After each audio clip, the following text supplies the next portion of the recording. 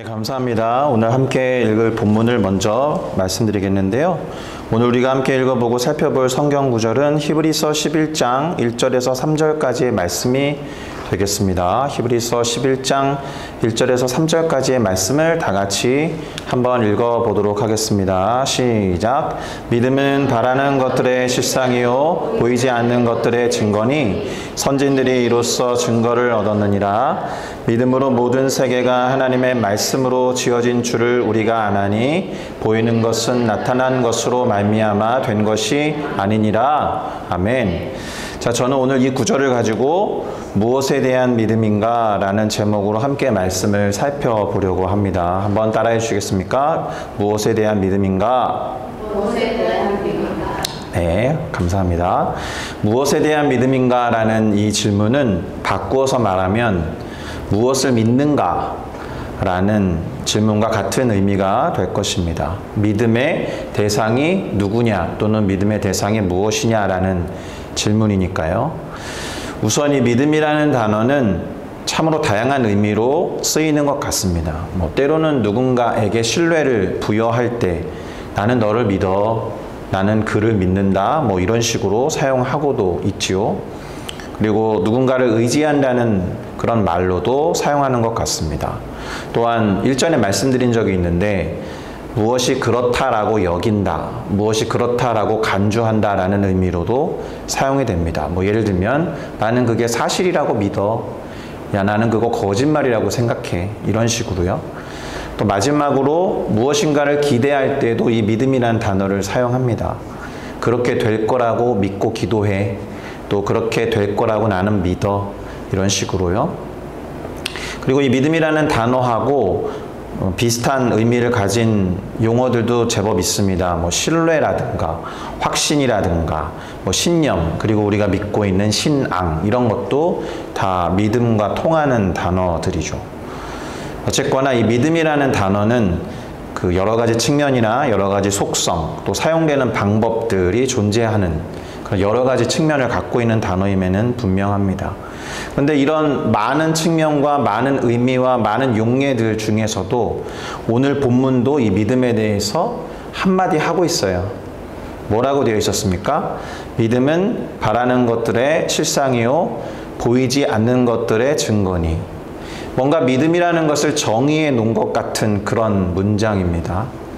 믿음이란 말이지 우리가 뭔가 바라는 것들이 이루어지는 것, 그리고 보이지는 않지만 그게 나타나는 거야, 이런 식으로 누군가 우리 가운데 가르쳐 주고 있는 그런 말처럼 들립니다. 그러나 이 믿음이라는 것, 지금 나온 이 문장 안에 이것이 믿음의 일반적인 의미나 개념이라고 생각되지는 않습니다. 그리고 또 읽어보면 이게 무슨 말인지 잘 모를 것도 같아요. 제법 어려운 말들이거든요. 맞는 것 같긴 한데 이게 정확한 의미는 뭐지? 이런 생각이 들기도 합니다. 그래서 일단은 이 본문을 이해하기 위한 작업을 먼저 좀 해보도록 하겠습니다. 우선 이 믿음은 바라는 것들의 실상이요 라고 할 때 그 실상으로 번역된 단어가 원어로 휘포타시스라는 그리스어예요. 휘포타시스.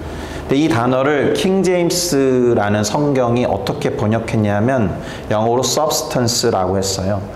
우리 개역개정판 성경이 이 단어를 가져와서 실상이라고 번역한 거예요. 그런데 영어 성경에도 킹제임스가 있지만 NIV도 있고 NASB도 있고 RSV도 있고 여러 버전이 있잖아요. 대부분의 성경들은 확신을 뜻하는 단어로 번역해놨어요. 그러니까 being sure of, assurance, conviction 이런 단어로 번역을 해놨단 말이에요. 종합을 해보면 믿음이라는 것은 뭔가 바라고 소망하는 것이 그렇게 될 거라고 확신하는 그런 의미인 것 같아요. 적어도 이 본문에서 보면은. 또 그 다음 문장에 나와 있는 보이지 않는 것들의 증거라고 할 때 증거로 번역된 단어도 원어로 보면 엘렌코스라는 단어예요. 그리스어 두 개를 배워가시는 거죠. 어렵지만 휘포타시스, 엘렌코스. 근데 이 엘렌코스라는 단어를 킹제임스 성경이 또 에비던스로 번역했어요. 증거. 그러니까 우리말 성경 중에 개역개정판은 이 단어를 차용한 거죠. 증거라는 말로 번역을 한 겁니다. 그런데 킹 제임스 말고 아까 말씀드렸듯이 여러 영어 성경의 버전들은 확신 또는 자신 이런 뜻을 갖고 있는 certain of 아니면 conviction이라는 단어로 다시 번역해 놨어요. 그러니까 종합을 해보면 역시나 보이지 않는 것들이 나타날 것을 확신하다 이런 뜻인 거죠. 보이지 않는 것들이 눈에 보이는 형태로 나타날 것을 자신하다 이런 뜻으로 쓰여진 단어입니다.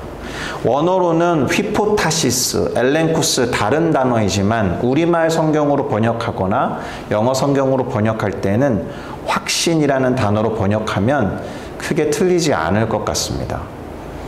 그러니까 이렇게 말하면 믿음은 소망하는 것들이 이루어질 것에 대한 확신, 그리고 보이지는 않지만 그것이 보이는 형태로 나타날 것이다 라는 확신, 이렇게 정의가 되는 거예요. 지금 읽은 히브리서 11장 1절만 놓고 봤을 때. 다시 말씀드리지만 믿음의 일반적인 정의라고 확정할 수는 없지만, 그런데 지금 읽은 이 본문이 되게 재미있게 구성되어 있어요. 왜냐하면 대조를 이루는 단어들로 이루어져 있거든요. 바라는 것, 이거는 아직 실제가 아니잖아요. 그런데 실상이라는 단어와 결합을 해놨고, 보이지 않는 것도 증거라고 말하기에는 보이지도 않고 잡히지도 않고 들리지도 않는 건데 증거라는 말로 결합해서 써놨다라는 거예요. 그렇죠? 그런데 가만히 생각해 보면 우리의 삶도 이러한 대조들, 이러한 갭, 이러한 차이 이런 걸 다 끌어안고 사는 삶이에요. 생각해 보세요. 아직 되지 않은 것을 위해서 노력하고 있잖아요. 아직 이루어지지 않은 것을 위해서 애쓰고 있잖아요. 또 달려가고 있고 기도하고 있단 말이에요. 우리가 살고 있는 이 현실과 소망하고 있는 것 사이에는 언제나 갭이 있어요. 차이가 있고 또 시간 차이도 있고 공간 차이도 있어요. 대조가 있다는 말이에요. 또 신앙적인 측면으로 볼 때 하나님과의 관계도 똑같아요. 늘 죄 가운데 머물러 있고 늘 연약하고 부족한 모습을 갖고 있는 현실이지만 우리가 언제나 기도할 때는 하나님과 친밀하고 싶어요. 하나님과 좀 더 친밀해지기를 바라고 소망해요. 라고 하는 대조의 상황을 가정하고 그것을 소망한단 말이죠. 비록 연약하고 부족한 상태로 살고 있지만 끊임없이 하나님과 친밀해지기를 바라고 기도하면서 살아가죠. 그것이 신앙 그 자체인 거예요. 하나님과 온전히 합할 수 없잖아요. 하나님과 온전히 일치를 이룰 수는 없죠. 하나님 한 분에게 하나님과 완전히 동일할 수는 없기 때문에. 그러니까 이런 소망이라는 단어, 믿음이라는 단어가 없다면 또 그렇게 될 거라고 확신하고 자신하지 못하면 우리는 삶을 포기할 가능성이 많아요. 또 어떤 행동이나 어떤 실천을 안 할 가능성이 많단 말입니다. 그러니 이 믿음이라든가 확신이라는 이 단어는 우리가 삶을 어떻게 바라보는지를 드러내고 가늠해 볼 수 있는 기준과 같은 단어, 기준과 같은 가치, 덕목이 된다는 것입니다. 그래서 오늘 본문 1절이 말하고 있는 믿음이 무엇인지 다시 정리해 보면 바라는 것이 아직 나타나지는 않았지만 그것을 확신하고 자신하며 신뢰하는 것, 또는 바라는 것이 아직 보이지는 않지만 눈에 보이게 나타날 것이고 실제가 될 거라고 생각하는 것, 이렇게 정의해 볼 수 있습니다. 그러니까 뭔가 소망하고 바라는 것과 관련된 단어라는 거예요. 믿음이라는 것이. 그러니까 우리가 어떤 질문을 해야 될까요? 그럼 우리는 무엇을 소망하는가? 우리는 무엇을 바라는가? 다시 말하면 우리는 무엇을 믿는가? 이런 질문을 해야 한다라는 거예요. 그러니까 이 본문 11장이 놓이기 전 상황, 그 앞장과 어떻게 연결되어서 이 말을 하고 있는지 한번 이해하는 작업이 필요할 것 같아서 히브리서 10장 후반부를 보도록 하겠습니다. 우선 10장 36절에 보면 같이 읽어볼까요? 시작. 너희에게 인내가 필요함은 너희가 하나님의 뜻을 행한 후에 약속하신 것을 받기 위함이라. 약속하신 것을 기다리면서 인내하는 상황에 대해서 말하고 있죠. 자, 그러고서 11장으로 넘어갔으니까 11장에서 바라는 것 그리고 보이지 않는 것은 지금 읽은 구절을 통해서 보면 하나님이 약속하신 것과 관련이 되겠구나. 그러니까 일반적인 의미에서 내가 바라는 것이나 내가 소망하는 것이나 우리의 현실 세계에서 열망하고 갈망하는 것 이전에 나 혼자 꿈꾸는 것과 상관이 없다라는 거예요. 이 히브리서 11장에 나오는 믿음은 10장과 연결지어서 생각해야 되니까 하나님이 약속하신 것을 바란다는 것, 하나님의 약속이 먼저라는 겁니다. 정리해보면 하나님이 약속하신 것이 아직 보이지 않지만 결국 보이게 될 거다라는 것을 담고 있는 표현이죠. 그런데 믿고 소망하는 것을 받기 위해서 이 지금 구절은 무엇을 말하고 있어요? 인내가 필요하다. 그게 될 때까지. 로마서 5장 4절 말씀이 생각나는데 유명한 구절이죠. 인내는 연단은 소망을 이루는 줄 알미라. 할렐루야. 그러니까 하나님이 약속하신 것을 기다려야 되는데 인내가 필요한 거예요. 소망을 놓지 않으면서. 자, 그리고 이어서 37절을 읽을 텐데 37절은 하박국이라는 선지자의 말을 인용하면서 잠깐 후면 오실 이에 대해서 언급합니다. 이것도 같이 읽어볼까요? 시작. 잠깐 후면 오실 이가 오시리니 지체하지 아니하시리라. 그러니까 이 36절과 37절을 같이 고려해서 생각해 보면 하나님이 약속하신 것을 받기 위해서 인내가 필요한데 그것은 아마도 그 하나님의 약속이라는 것은 아마도 분명히 확실히 잠깐 후면 오실 이라는 것과 관련이 있겠다. 그러니까 예수 그리스도의 다시 오심과 관련이 있을 때 그런 맥락 안에서 믿음과 소망과 인내를 말하고 있는 장이다라는 거예요. 근데 제가 지금 이 구절이 어느 선지자의 글이라고 했어요? 하박국이 말한 거라 그랬잖아요. 그러니까 하박국이 뭐라고 말했는지도 같이 살펴볼 필요가 있겠죠. 하박국 2장 3절을 같이 읽겠습니다. 시작. 이 묵시는 정한 때가 있나니 그 종말이 속히 이르겠고 결코 거짓되지 아니하리라. 비록 더딜지라도 기다리라. 지체되지 않고 반드시 응하리라. 이 말씀을 인용한 거예요. 히브리서 저자가. 자, 히브리서 10장 37절에서는 잠깐 후면 오실 이라고 했고요. 지금 하박국 2장 3절에서는 묵시가 응할 것이라고 했으니까 이 묵시, 곧 계시하고 잠깐 후면 오실 분하고 동일한 말이겠죠. 물론 하박국서와 히브리서 사이에 몇백 년의 간극은 있지만 그러니까 잠깐 후에 오실 이라는 분은 묵시, 곧 예언되어 있는 분이다라는 거예요. 그분이 다시 오실 것이라는 말이 되겠어요.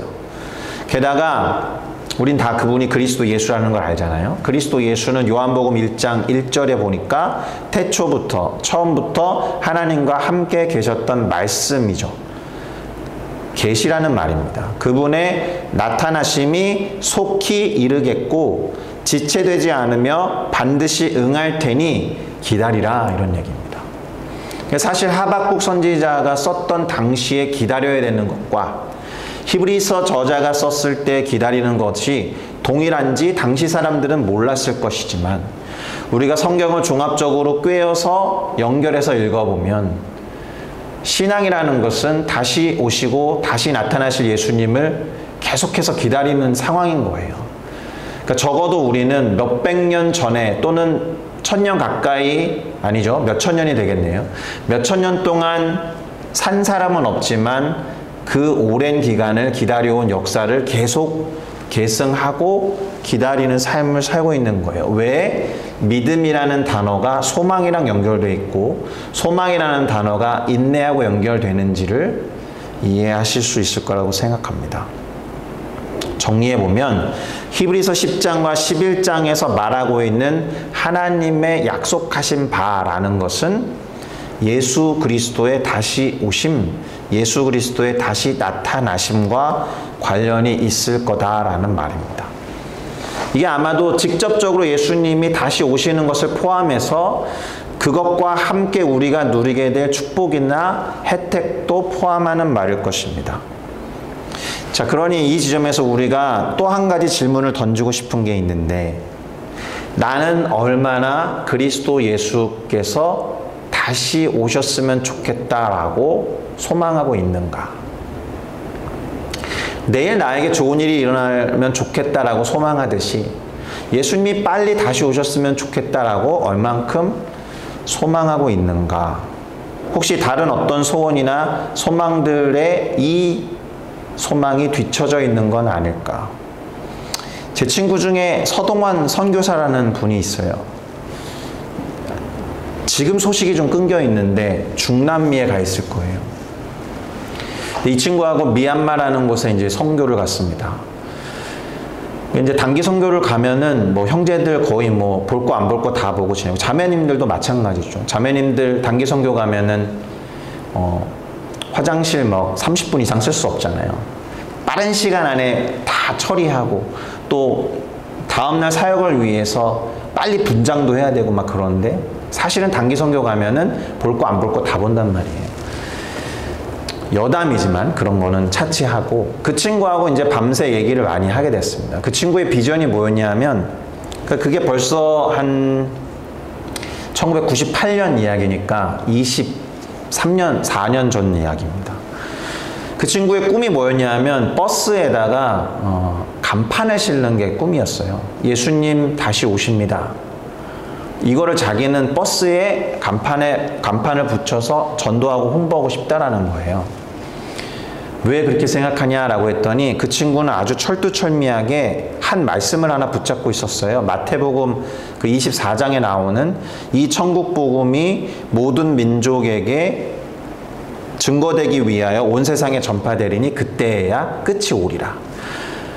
그러니까 이 친구의 소망과 열망은 천국 복음이 빨리 전파돼서 예수님이 다시 오시기를 바라니까 자기가 할 수 있는 게 뭘까 생각한 거예요. 재미있는 상상이라고 생각했습니다. 그때까지 버스에 간판이 붙은 적이 없어요. 버스는 그냥 버스였거든요. 근데 조금 몇 년, 아니요, 금방 어느새 보니까 버스에 간판이 붙더라고요. 물론 예수님 다시 오십니다라는 간판이 쓰여진 건 아니지만 그 친구의 소망은 예수님이 빨리 오시는 거였어요. 그래서 천국 복음이 모든 민족에게 전파되는 것을 꿈꾸고 바랐기 때문에 선교사로 헌신했고 중남미 지역에 간 거예요. 그 친구의 꿈과 소망, 그 친구가 바라고 아직 붙잡은 건 없지만 곧 잡히게 될 소망은 그거였어요. 근데 그런 꿈들을 꿨던 선교 역사에 많은 위인들이 있습니다. 예를 들면 윌리엄 캐리라는 분은 어떻게 하면 모든 종족과 민족에게 복음이 전파될 수 있을까 고민하고 고민해서 생각해낸 아이디어가 뭔지 아세요? 바다를 따라서 항해를 하면서 바다에 접한 도시들에게만 복음을 전해도 대륙이나 그 다음에 어떤 나라의 해변 지역을 중심으로 복음을 전하면 다 전파될 수 있을 거다라는 생각해서 항해를 떠나요. 윌리엄 캐리는 당시에 오늘날 돈으로 환산하면 7억 정도 되는 돈을 투자하면서 선교여행을 갔던 사람이에요. 우리랑 생각하는 사이즈가 다르죠. 그만큼 예수님이 다시 오실 것을 기대하면서 소망해서 어떻게 하면 예수님이 빨리 오실까? 물론 인간이 예수님께서 다시 오시는 것을 조금이라도 끌어당길 수는 없어요. 그러나 그분의 소망은 그런 거였죠. 그렇게 선교의 한 세대가 지나갈 무렵에 이렇게 해서는 모든 종족에게 복음이 전파될 수 없겠구나. 그래서 허드슨 테일러라는 분은 내륙으로 들어가요. 다시요. 윌리엄 캐리라는 분은 해변 중심으로 돌아가면서 복음을 전해야겠다고 생각했지만 허드슨 테일러는 그렇게 하면 안 된다. 내지로 들어가야 된다. 그래서 그분이 중국 내지 선교회를 창립한 거예요. 자, 이분들의 삶과 이분들의 소망 뭐였다는 거예요? 어떻게 하면 예수님이 빨리 이 땅 가운데 다시 오실까? 그것에 모든 걸 초점을 두고 꿈꾸고 기도하는 삶을 살았다는 거예요. 오늘날 미전도 종족이라고 부르는 unreached people이 24,000개 종족이었는데, 뭐 인류학자들이나 종족을 연구하는 분들이 최근 통계는 아니지만 4,000 종족 아래로 떨어졌어요. 근데 물론 이 컨셉이 맞는다는 보장은 없습니다. 모든 종족 개념이 언어로 구분하는 건지 지역별로 구분하는 건지 이것도 모르고, 예수님께서 이 말씀을 하실 때 컨셉이 뭔지 잘 모르거든요. 근데 어쨌든 간에 천국 복음이 미전도 종족이라고 부르는 곳으로 다 전파되어야 하는지, 아니면 오늘날 뭐 국가를 구성하는 여러 영역들이 있어요. 뭐 미디어까지 확장해서 미디어에 다 전파돼야 예수님이 오는지, 이런 생각들을 사람들이 한단 말이에요. 지난번에 우리 김영자 집사님이랑 식사하실 때 남편분께서 미디어라는 영역이 땅끝이 될 수 있다, 이런 말씀을 살짝 하신 적이 있습니다. 그 생각을 일찍부터 하셨던 분들은 미디어 사역을 해요. 그리고 컴퓨터나 온라인 사역을 일찍부터 했단 말이에요. 땅끝이 그건 줄 알고. 어쨌든 이런 모든 분들의 초점이 예수님의 다시 오심에 있었다라는 거예요. 오늘 말씀에 근거해 볼 때 정말 적절한 꿈과 소망을 가졌던 분들이죠. 그런 측면에서 우리가 오늘 갖고 있는 소망과 소원에 대해서 한번 점검해 볼 필요가 있겠다. 다시 히브리서 10장으로 돌아와 보겠습니다. 히브리서를 기록한 기록자와 하박국 선지자의 말을 연결해보고, 이 히브리서 기자가 계속 언급하면서 이제 믿음에 대해서 말하거든요. 아주 유명한 구절이에요. 여러분 다 아는 구절인데 로마서에도 언급됐고 갈라디아에서도 언급된 구절입니다. 히브리서 10장 38절을 같이 읽어보겠습니다. 시작. 나의 의인은 믿음으로 말미암아 살리라. 또한 뒤로 물러가면 내 마음이 그를 기뻐하지 아니하리라 하셨느니라. 자, 우선 앞구절 있잖아요. 나의 의인은 믿음으로 말미암아 살리라 라는 이 말은 하박국 2장 4절에 기록되어 있는 말씀입니다. 그리고 뒤로 물러서지 말 것에 대해서 말씀하셨는데, 정확히 어느 구절을 인용했는지는 제가 찾아보지 못했어요. 하박국에는 나와 있지 않은데, 어쨌든 뒤로 물러가면 하나님의 마음이 그를 기뻐하지 아니하리라라고 하셨으니까 하나님의 뜻이 어디에 있느냐? 믿음으로 그것이 이루어질 것을 소망하고 바라면서 하나님이 약속하신 바를 기다리는 것에 있으니까 포기하지 말고 뒤로 물러나지 말아야 한다라는 게 하나님의 뜻이겠죠. 믿으십니까? 자, 히브리서 기자가 말하는 신앙인은 어떤 존재냐라는 것도 이거랑 통합니다. 10장 39절에서 같이 읽어볼까요? 우리는 뒤로 물러가 멸망할 자가 아니요 오직 영혼을 구원함에 이르는 믿음을 가진 자니라. 아멘. 히브리서를 기록한 이 사람이 기록하고 있는 신앙인의 정체성은 영혼을 구원함에 이르게 하는 사람이다라는 거예요. 신앙인이 갖고 있는 믿음의 목적과 목표도 영혼을 구원하는 것에 있다라는 것이죠. 그러니까 이 히브리서 10장과 11장으로 넘어오면서 믿음을 정의할 때 이 구절들과 무관하게 마치 내가 성공하고 싶어서 꿈을 꾸고 성공할 때까지 그것이 되기를 인내하고 바라보는 식으로 믿음을 좁혀서 생각하면 대단한 헛꿈을 꾸는 것입니다. 이런 내용을 이야기하고 히브리서 11장으로 가서 믿음은 바라는 것들의 실상이요 보이지 않는 것들의 증거다라고 말한 거예요. 따라서 우리는 히브리서가 말하는 바라는 것과 보이지 않는 것이 하나님의 약속, 그리고 특별히 예수 그리스도의 다시 오심과 연결되어 있다라고 보셔야 해요.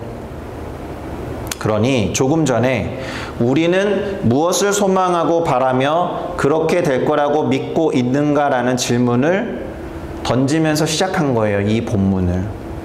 이제 다시 무엇을 바라는가, 무엇을 소망하는가, 무엇을 믿는가라는 질문을 했던 시점으로 돌아와 보도록 하겠습니다. 무엇인가를 소망하고 기대하면서 기다리는 것이 쉽지 않죠.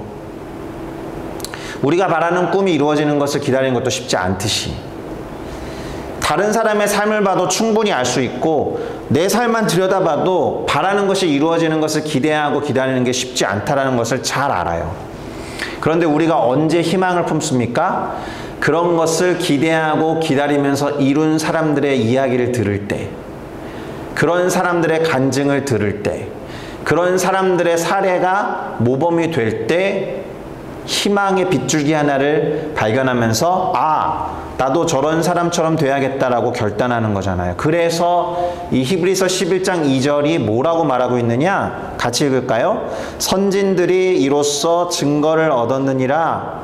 요걸 조금 이해하기 쉽게 말하면 그들의 믿음이, 이로써라는 게 by their faith거든요. 그들의 믿음 때문에 그들로 하여금 좋은 평가를 얻게 만들었다라는 뜻이에요. 증거라는 단어가 여기 approval이라고 적어놨는데 good report라고도 번역되고 그 다음에 칭찬이라는 단어로도 번역되는 단어거든요. 그래서 다른 번역들을 참고해보면 그들의 믿음 때문에 그들이 칭찬을 받았다, 그들의 믿음 때문에 그들이 좋은 평가를 얻었다, 이렇게 해석될 수 있는 문장이에요.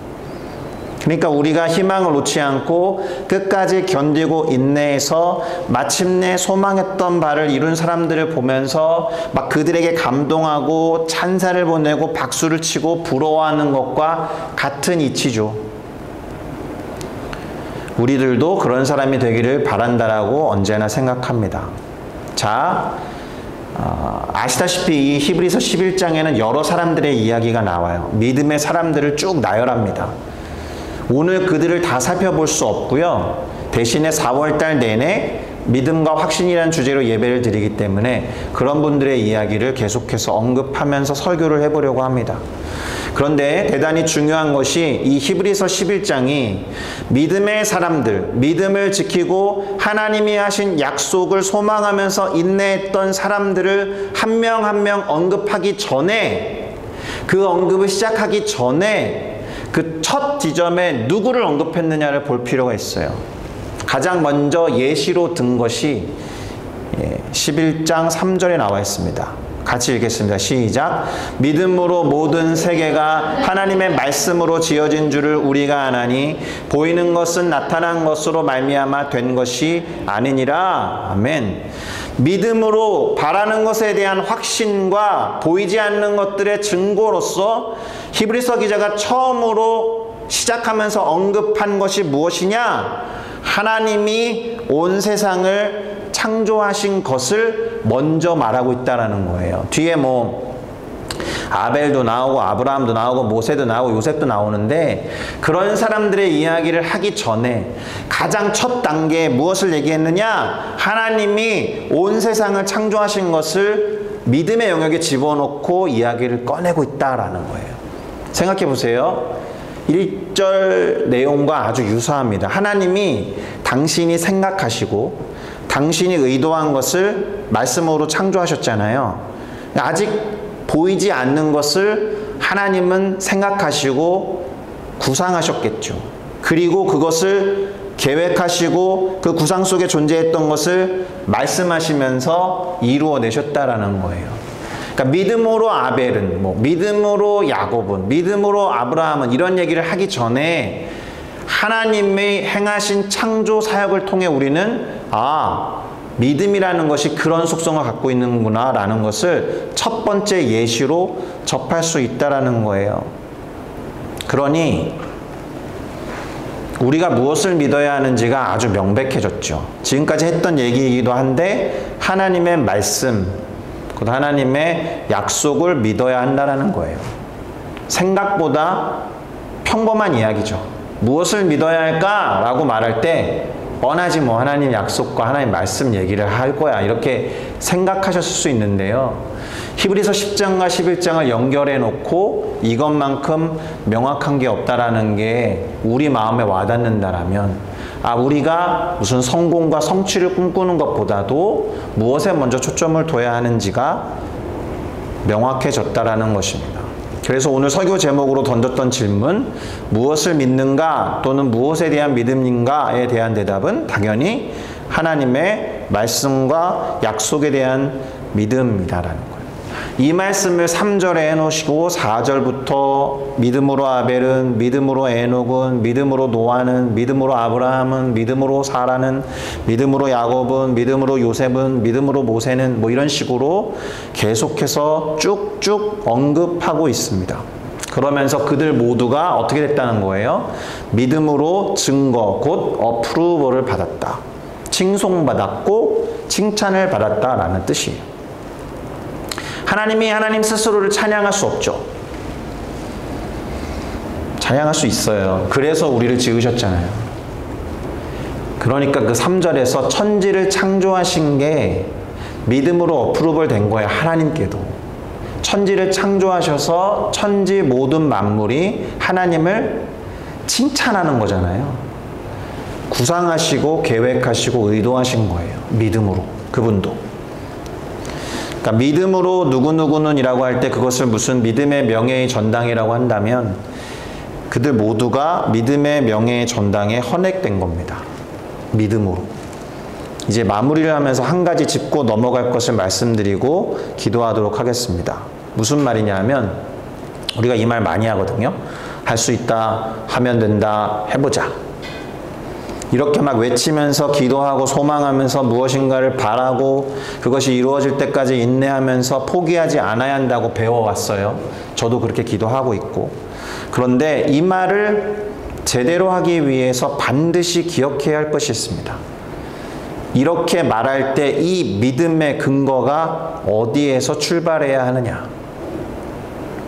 무엇에 근거해서 이 말을 하고 다짐하고 또 선포해야 하느냐?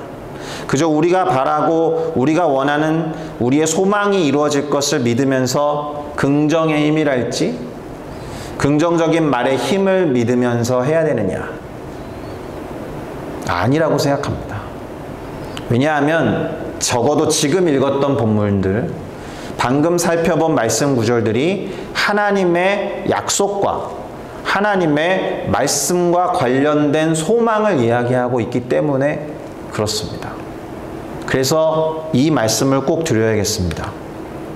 믿음에 관해서는 우리의 믿음이 얼마나 큰가의 문제가 아니라 우리가 믿는 분이 얼마나 크신 분이신가가 더 본질적이고 중요한 문제가 된다. 어렵게 써놨는데요. 믿음은 우리 믿음이 얼마나 크냐가 아니라 우리가 믿는 하나님이 얼마나 크냐가 더 중요하다는 거예요.